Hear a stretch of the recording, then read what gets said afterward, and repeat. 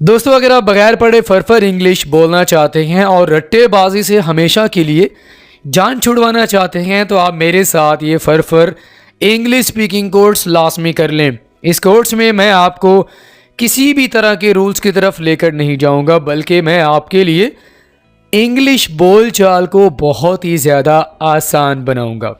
तो दोस्तों, अगर आपकी तालीम बिल्कुल भी नहीं है और आपकी ख्वाहिश है कि आप बाकी स्टूडेंट्स की तरह, अपने फ्रेंड्स की तरह फरफर इंग्लिश बोलना सीखें और बगैर टेंसेस या ग्रामर के, तो आपने ये वाला कोर्स मेरे साथ लाजमी कर लेना है। दोस्तों, आज हमारे इस कोर्स का दूसरा दिन है और फ्रेंड्स, अगर आप हमारे साथ घर बैठे अपनी इंग्लिश स्पीकिंग को बेहतर बनाना चाहते हैं और आपकी ख्वाहिश है कि 15 डेज़ में आप इंग्लिश बोलना शुरू कर दें, तो आप हमारे साथ ऑनलाइन स्पोकन इंग्लिश कोर्स की क्लासेस लाजमी ज्वाइन करें। So friends, let's get started. दोस्तों, जैसा कि आपको मैंने पहले लेसन में बताया था कि हम आपको सिर्फ इंग्लिश बोलने की प्रैक्टिस करवाएंगे और ये तभी मुमकिन होगा जब आपको बेसिक इस्तेमाल होने वाले जो इंग्लिश स्पीकिंग स्ट्रक्चर्स हैं उनकी प्रैक्टिस करवाई जाए। तो आज का जो हमारा सबसे पहला स्ट्रक्चर है वो है was busy verb plus ing। was busy भी हो सकता है और am busy भी हो सकता है। तो ये सारी डिटेल में हम डिस्कस करेंगे। सबसे पहले देख लेते हैं कि was busy या I was busy verb plus ing इसका इस्तेमाल कहाँ पर होगा। जब आपने ये कहना हो कि मैं किसी काम में मसरूफ़ था। ऐसा होता है दोस्तों, हम अक्सर कामों में मसरूफ़ होते हैं। आपसे कोई पूछे कि आप क्या कर रहे थे, तो आप कहते हैं मैं खेल रहा था, मैं खाना पका रहा था, मैं वीडियो देख रहा था, मैं दोस्तों के साथ बात कर रहा था। तो अगर आप इस सिचुएशन को इंग्लिश में डिस्क्राइब करना चाहते हैं तो आपके पास स्ट्रक्चर लाजमी होना चाहिए। आप कैसे डिस्क्राइब करेंगे? आप was busy plus verb plus ing, यानी अगर पास्ट में होगा तो आप डेफिनेटली was या वर का इस्तेमाल करेंगे। ठीक है, was कहाँ पर इस्तेमाल करना है? Singular subjects. अगर आपको सिंगुलर सब्जेक्ट्स का नहीं पता या प्लूरल का नहीं पता तो वीडियो के नीचे मैं एक लिंक ऐड कर दूंगा, आपने उस वीडियो को लाजमी देख लेना है। ठीक है, was busy plus verb plus ing। Example देखें, I was busy cooking, मैं खाना पकाने में मसरूफ़ था या थी। फॉर एग्जाम्पल, आप अपने वाइफ से पूछें कि आप कहाँ पर थी जब मैंने कॉल की, तो वो आपको इस तरह कह सकती है, Well, I was busy cooking, मैं खाना पकाने में मसरूफ़ थी। I was busy working, मैं काम करने में मसरूफ़ था। She was busy writing, वो लिखने में मसरूफ़ थी। He was busy teaching, वो पढ़ाने में मसरूफ़ था। अब यहाँ पर देखें दोस्तों, हमने was का इस्तेमाल किया है क्योंकि was का इस्तेमाल हम किसके साथ करते हैं? सिंगुलर सब्जेक्ट्स के साथ करते हैं। ठीक है, तो जब आप मसरूफ़ थे किसी काम को करने में, कोई काम जारी था। आपको मेरी बात समझ आ रही है? माजी में कोई काम जारी था जिसको आप करने में मसरूफ़ थे। तो अगर आपसे कोई पूछे प्रेजेंट टाइम में तो आपने बताना है कि I was busy playing cricket, मैं क्रिकेट खेलने में मसरूफ़ था। She was busy studying a story, वो कहानी पढ़ने में मसरूफ़ थी। He was busy reading a story. तो जिस काम में आप मसरूफ़ हैं या ही शी और आई का इस्तेमाल करना है ना हमने, तो आप इन तीनों सब्जेक्ट्स का इस्तेमाल करके आप इस तरह की सिचुएशन के बारे में बात कर सकते हैं। क्लियर हो गया? ओके। अब अगर आप नेगेटिव सेंटेंसेस बनाना चाहते हैं तो इसका क्या तरीका होगा? आसान सा तरीका है कि आपने नॉट का इस्तेमाल कर देना है। Simple, I was busy cooking, तो सिंपल सा तरीका ये है कि आपने बिजी और वाज के दरमियान में आपने नॉट का इस्तेमाल कर देना है। बात मेरी समझ आ रही है? क्या बोलेंगे? I was not busy cooking, I was not busy cooking, यानी हेल्पिंग वर्ब के बाद आपने नॉट का इस्तेमाल कर देना है। तो ये आपके पास नेगेटिव सेंटेंस बन जाएगा, मैं खाना पकाने में मसरूफ़ नहीं थी। क्लियर हो गया?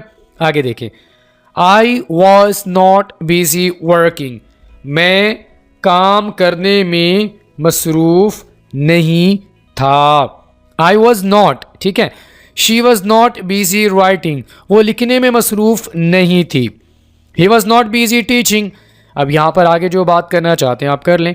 ही was not busy teaching English, वो इंग्लिश पढ़ाने में मसरूफ़ नहीं था। She was not busy writing a letter, वो लिखने में मसरूफ़ नहीं थी। तो अगर आप नेगेटिव सेंटेंस बनाना चाहते हैं तो इसका सिंपल सा जो तरीका है कि आपने हेल्पिंग वर्ब जो आपके पास होगा वाज, इसके बाद आपने नॉट का इस्तेमाल करना है, तो आपके पास ये नेगेटिव सेंटेंस बन जाएगा। ओके, अब ज़रा हम ये देख लेते हैं कि अगर हम इसी स्ट्रक्चर का इस्तेमाल करके अगर हम सवाल करना चाहते हैं तो हम सवाल कैसे कर सकते हैं। याद रखिएगा दोस्तों, आगे भी आपको बहुत सारे स्ट्रक्चर्स की प्रैक्टिस करवानी है। तो अभी आपको मैं बता दूं कि अगर आप सवाल या फिक्रा बनाना चाहते हैं तो आपने हेल्पिंग वर्ब शुरू में लेके, यानी आपने हेल्पिंग वर्ब शुरू में यूज़ करना है। ठीक है, तो यहाँ पर हमारे पास क्या है, वाज है, वाज है ना, was I busy plus verb plus ing, was she was busy, was he was busy, जो भी है। ठीक है, ये देखिए, वाज आई बिजी कुकिंग, क्या मैं खाना पकाने में मसरूफ़ थी। Was she busy working in the kitchen, क्या वो किचन में काम करने में मसरूफ़ थी या in the office. Was she busy writing, क्या वो लिखने में मसरूफ़ थी।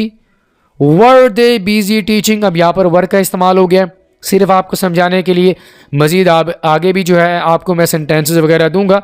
ठीक है, वर का इस्तेमाल भी आप कर सकते हैं। वर दे बिजी टीचिंग, क्या वो पढ़ाने में मसरूफ़ थे। पॉजिटिव, नेगेटिव और तमाम जो फिक्रात है उनका आपको मैंने इस्तेमाल बता दिए। आई होप कि आप अच्छे से समझ गए होंगे। ठीक है, आई होप दोस्तों आपको ये तो समझ आ गया होगा कि किस तरह हम पॉजिटिव, नेगेटिव और सवालिया फिक्रात बना सकते हैं, और ख़ासकर आपने इस स्ट्रक्चर को अपनी डेली रूटीन में यूज़ कैसे करना है। अच्छा दोस्तों, याद रखिएगा, ज़रूरी नहीं है कि आप इस स्ट्रक्चर का इस्तेमाल सिर्फ पास्ट में करें, आप प्रेजेंट टाइम में भी कर सकते हैं। उसके लिए आपने क्या करना है, आपने कहना है आई एम बिजी। ठीक है, अगर आप अपने बारे में बात कर रहे हैं तो डेफिनेटली आप एम का इस्तेमाल करेंगे। हेल्पिंग वर्ब आप चेंज करते जाएं, आई एम बिजी कुकिंग, मैं खाना पकाने में मसरूफ़ हूँ। अच्छा, अगर आप थर्ड पर्सन के बारे में बात करना चाहते हैं, ही शी का इस्तेमाल करना चाहते हैं, तो आप इस का इस्तेमाल करेंगे।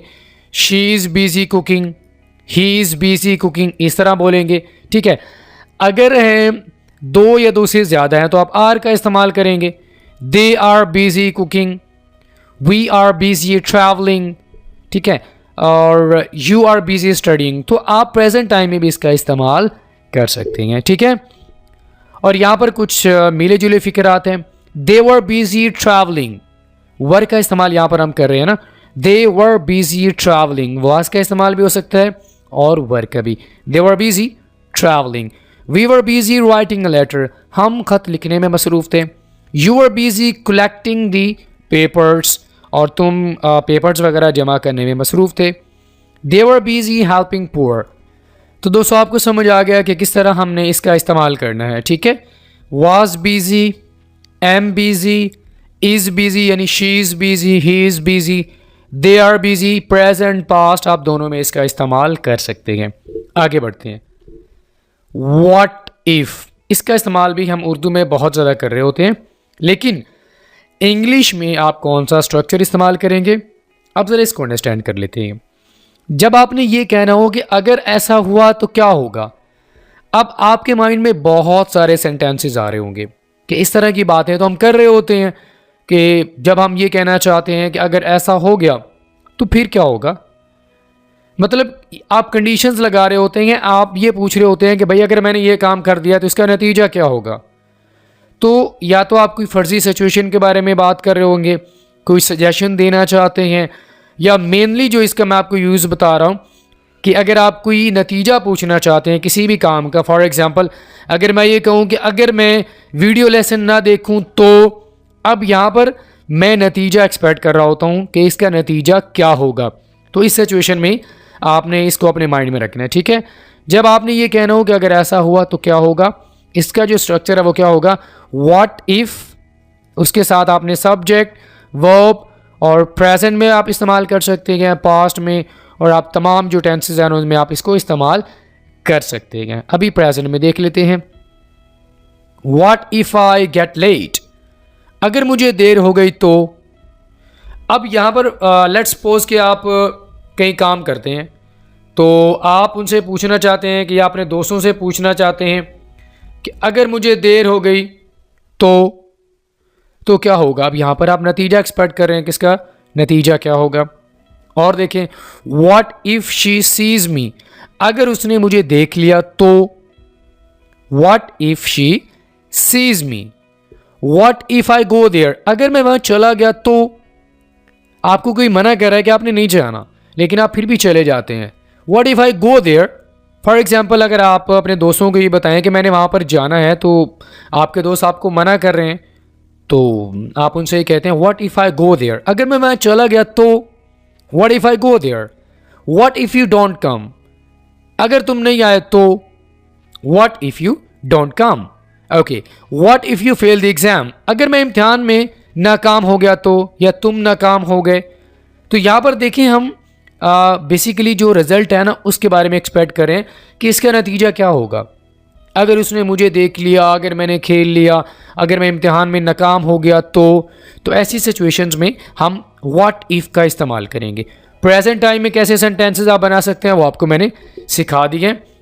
अब ज़रा दोस्तों हम पास्ट में इसका इस्तेमाल कर सकते हैं और फ्यूचर में भी कर सकते हैं, लेकिन यहाँ पर हम आपको सिर्फ पास्ट में ही जो सेंटेंसेस यूज़ होते हैं वो आपको सिखाएंगे। ठीक है, व्हाट इफ़ उसके साथ सब्जेक्ट एंड पास्ट में आप हैड का इस्तेमाल कर सकते हैं, या आप चाहें तो आप सिंपली वर्ब की जो सेकंड फॉर्म होगी आप उसका इस्तेमाल भी कर सकते हैं। ठीक है, ये देखें, what if you lost your wallet, क्या होगा अगर तुम्हारा बटवा खो गया। What if you lost your wallet, तो यहाँ पर देखिए हम पास्ट इस्तेमाल कर रहे हैं ना, लॉस्ट है, लॉस्ट नहीं है। ठीक है, what if you lost your wallet, past में आप बात कर रहे हैं। What if I had fallen down, अगर मैं गिर गया तो क्या होगा। What if I had fallen down, अगर मैं गिर गया होता। देखिए यहाँ पर मीनिंग चेंज हो जाएगा क्योंकि यहाँ पर हैड का इस्तेमाल हो रहा है, लेकिन यहाँ पर हैड का इस्तेमाल नहीं है, सिंपली हम पास्ट की सेकंड फॉर्म का यूज़ कर रहे हैं। What if you lost your wallet, क्या होगा अगर तुम्हारा बटवा खो गया तो। What if she had caught me, अगर उसने मुझे पकड़ लिया होता तो। What if she had caught me, अब यहाँ पर आप ये भी कह सकते हैं what if she caught me, अगर उसने मुझे पकड़ लिया तो, ये भी कह सकते हैं। What if I called you, अगर आपको मैंने कॉल कर दी तो, लेकिन यहाँ पर हैड है तो आप कह सकते हैं अगर मैंने आपको कॉल की होती तो आपको समझ आ रहा है दोस्तों किस तरह आप व्हाट इफ़ का इस्तेमाल प्रेजेंट और पास्ट दोनों में कर सकते हैं। बाकी आपको ये भी समझ आ गया कि व्हाट इफ़ का इस्तेमाल हम किस सिचुएशन में करते हैं।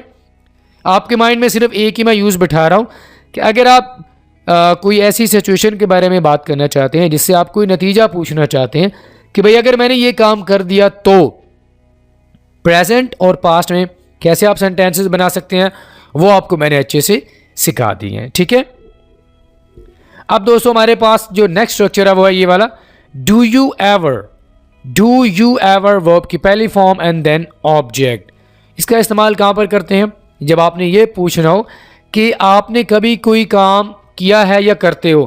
किया तो पास्ट में आ जाएगा ना, हम अभी बात कर रहे हैं प्रेजेंट की, तो क्या बोलना है, जब आपने ये पूछना हो कि आप कभी कोई काम करते हो, इस सिचुएशन में आप डू यू एवर का इस्तेमाल करेंगे। क्लियर, ये ज़रा एग्जाम्पल देखें। डू यू एवर स्टडी, क्या तुम कभी पढ़ते हो। ये वाला क्वेश्चन हम अक्सर कर रहे होते हैं, क्या तुम कभी खाते हो, क्या तुम कभी ये करते हो, क्या तुम कभी मूवीज़ देखते हो, क्या तुम कभी ये वो एक्सेट्रा। ठीक है, do you ever watch film, क्या तुम कभी फिल्म देखते हो। डू यू एवर ट्रैवल, क्या तुम कभी, या डू दे एवर ट्रैवल। अब ज़रूरी नहीं है कि आपने डू यू का इस्तेमाल करना है, डू दे का इस्तेमाल, डू वी, डू आई, इन सब का इस्तेमाल आप कर सकते हैं। डू दे एवर ट्रैवल, क्या वो कभी सफ़र करते हैं। Do you ever listen to music, अब ये वाला क्वेश्चन हम अक्सर कर रहे होते हैं, क्या तुम कभी गाने सुनते हो। Do you ever recite to the holy Quran, क्या आप कभी कुरान पाक की तिलावत करते हैं। तो इस तरह के क्वेश्चंस हम अक्सर कर रहे होते हैं। ठीक है, तो डू यू एवर का इस्तेमाल कहाँ पर होगा, एक ऐसी सिचुएशंस में जहाँ पर आप किसी आगे वाले से ये पूछना चाहते हैं क्या तुम कभी, क्या वो कभी। ठीक है, क्या मैं कभी, इस तरह के जब हम क्वेश्चंस कर रहे होते हैं तो इसके लिए हम डू यू एवर का इस्तेमाल करेंगे। अब ये सिर्फ डू यू एवर नहीं है, do I ever, do they ever, do we ever, इस तरह हम तमाम जो सब्जेक्ट्स हैं उनके साथ हम इसका इस्तेमाल कर सकते हैं। तो फ्रेंड्स आपको समझ आ गया डू यू एवर का इस्तेमाल कहाँ पर करना है, क्लियर, ओके। दोस्तों अगर आप यही बात माजी में करना चाहते हैं तो उसका सिंपल सा तरीका होगा कि आपने डू की जगह पर आपने डिड का इस्तेमाल करना है, ठीक है। सिंपली सिर्फ आपने डिड का इस्तेमाल करना है, लेकिन यहाँ पर हमने वर्ब की पहली फॉर्म का इस्तेमाल करना है। क्यों? क्योंकि डिड हमारे पास ऑलरेडी पास्ट है, तो हम इसके साथ वर्ब की सेकंड फॉर्म यूज़ नहीं करेंगे। जब आपने ये पूछना हो कि आप कभी कोई काम करते थे, बात समझ आ रही है? जब आपने ये पूछना हो कि क्या कभी तुम ये काम करते थे, तो आपने डिड का इस्तेमाल करना है। वही डिड यू एवर स्टडी, क्या तुमने कभी पढ़ा? Did you ever watch film, क्या तुमने कभी फिल्म देखी? डिड यू एवर ट्रैवल, क्या तुमने कभी सफ़र किया? Did you ever listen to the music, क्या तुमने कभी गाने सुने? Did you ever listen to the music. अब देखें वही बात है, अब यहाँ पर आप do you ever listen to the music, क्या तुम कभी गाने सुनते हो, ये प्रेजेंट हो जाएगा। डू यू एवर ट्रैवल, क्या तुम कभी सफ़र करते हो, प्रेजेंट है, ठीक है। तो यही बात अगर मैं माजी में करना चाहता हूँ तो मैं डिड लगा दूंगा, ठीक है। तो फ्रेंड्स आपको अच्छे से समझ आ गया डू यू एवर का इस्तेमाल कहाँ पर करना है और डिड यू एवर। अब ये ज़रूरी नहीं है कि आपने डिड यू का इस्तेमाल करना है, आप डिड आई का कह सकते हैं। Did I travel, did I ever travel, did they ever, did we ever, did she ever. आप तमाम सब्जेक्ट्स के साथ इसका इस्तेमाल कर सकते हैं। दोस्तों लास्ट में हमारे पास है हाउ कम, और इसके साथ आपने सब्जेक्ट लगाना है और आगे आप जो भी बात करना चाहते हैं वो आप कर सकते हैं। जब आपने ये पूछना हो कि कोई काम क्यों हुआ या कैसे हुआ, यानी सिंपल वे में आप रीज़न पूछना चाहते हैं वाई, कि कोई काम क्यों हुआ, उसके लिए आप हाउ कम का इस्तेमाल करेंगे, ठीक है। ये देखें how come plus subject verb यानी मेन फॉर्म, और उसके बाद आप ऑब्जेक्ट का इस्तेमाल करेंगे। बात समझ आ रही है? अब ये देखें how come you are here, तुम यहां क्यों आए हो, तुम यहां क्यों आए, इसका मतलब क्या हुआ, वाई आर यू हियर, तुम यहां क्यों आए हो। How come you are sad, तुम उदास क्यों हो। बेसिकली आप क्या पूछना चाह रहे हैं कि वाई आर यू सैड। लेकिन अगर आप इस बात को थोड़ा एडवांस लेवल में कहना चाहते हैं, कोई अच्छा सा आप एक्सप्रेशन यूज़ करना चाहते हैं, तो आप हाउ कम का इस्तेमाल करेंगे। How come you are late, आपको देर कैसे हो गई। How come you are crying, अब आप सिर्फ प्रेजेंट टाइम में यानी प्रेजेंट इंडेफिनिट टेंस में इस्तेमाल नहीं करेंगे। आप अगर यही बात प्रेजेंट कॉन्टिन्यूस यानी कोई काम जारी हो, तो आप इस सिचुएशन में इसका इस्तेमाल करना चाहते हैं तो आप कर सकते हैं how come you are crying, अरे तुम रो क्यों रहे हो। तो हाउ कम का इस्तेमाल कहाँ पर करेंगे, जब आपने ये पूछना हो कि कोई काम कैसे हुआ, कोई काम क्यों हुआ और कोई काम क्यों हो रहा है। आप तमाम टेंसेस में इसका यूज़ कर सकते हैं, लेकिन मैं आपके लिए इसको बिल्कुल आसान बनाऊंगा, ठीक है। यहाँ तक बात क्लियर होगी है, ओके। दोस्तों अगर आप माजी में ये बात करना चाहते हैं तो उसके लिए आपने क्या करना है, हाउ कम प्लस सब्जेक्ट। अच्छा ये सिर्फ माजी में नहीं है, आप तमाम टेंसेस में इसका इस्तेमाल कर सकते हैं, ठीक है। तो सबसे पहले हम ये देखते हैं कि इसका इस्तेमाल कहाँ पर होगा, जब ये पूछना हो कि कोई काम कैसे हुआ था, कैसे होगा, क्यों होगा, तो ऐसी सिचुएशन में भी हम इसका इस्तेमाल कर सकते हैं। सबसे पहले अगर हम माजी में बात करें तो यहाँ पर माजी में देखें how come you were here, तुम यहाँ क्यों आए थे। How come you were here, simply for example आपका दोस्त अचानक से आ गया तो आप एक्सपेक्ट नहीं कर रहे थे, तो आप कह सकते हैं how come you were here, तुम यहाँ क्यों आए थे। How come, okay. How come he will join so let, वो देर से क्यों आएगा, यहाँ पर आप फ्यूचर का इस्तेमाल कर रहे हैं। How come he will join so let. How come you were sleeping during the lecture, अब यहाँ पर पास्ट कॉन्टिन्यूस टेंस का इस्तेमाल हो रहा है। How come you were sleeping during the lecture, तुम लेक्चर में सो क्यों रहे थे। बात समझ आ रही है। How come you miss the class, अब यहाँ पर क्या है, पास्ट इंडेफिनिट टेंस है, तुमने कॉल क्यों नहीं उठाई। How come you miss the class. तो फ्रेंड्स इसका इस्तेमाल आप तमाम टेंसेस में कर सकते हैं। ईजी सी एग्जांपल्स आपको मैंने प्रोवाइड की हैं। आई होप आप अच्छे से समझ चुके होंगे कि प्रेजेंट, पास्ट, फ्यूचर में आप कैसे हाउ कम का इस्तेमाल कर सकती हैं और किस सिचुएशन में आप इसको इस्तेमाल कर सकती हैं, ये सबसे इम्पॉर्टेंट चीज़ है जो आपने अपने माइंड में रखनी है। कोई काम कैसे हुआ, कैसे हो रहा है, कैसे होगा या कैसे हुआ, तो उसके लिए आप इसका इस्तेमाल करेंगे। अब दोस्तों चूंकि आप हमारे लेसन को अच्छे से देख चुके हैं, तो अब आपने क्या करना है, आपके सामने ये चारों स्ट्रक्चर्स हैं। आपने इन चारों स्ट्रक्चर को यूज़ करके कम से कम 3 जुमले लाजमी बनाने हैं। लाजमी बनाने के बाद आपने कहाँ पे सेंड करने हैं, नीचे कमेंट बॉक्स में सेंड कर सकते हैं। अगर आप चाहते हैं कि हम आपकी प्रैक्टिसेस को अच्छे से चेक करें, तो दिए गए व्हाट्सएप नंबर पर अपनी प्रैक्टिसेस सेंड करें अपने नाम के साथ। हम आपकी प्रैक्टिस को चेक करेंगे और आपको फीडबैक भी देंगे। इसी के साथ ही दोस्तों आज का हमारा सबक नंबर 2 यहीं पे मुकम्मल हुआ। Friends, I will see you in the next video lesson. Till then, अल्लाह हाफिज़।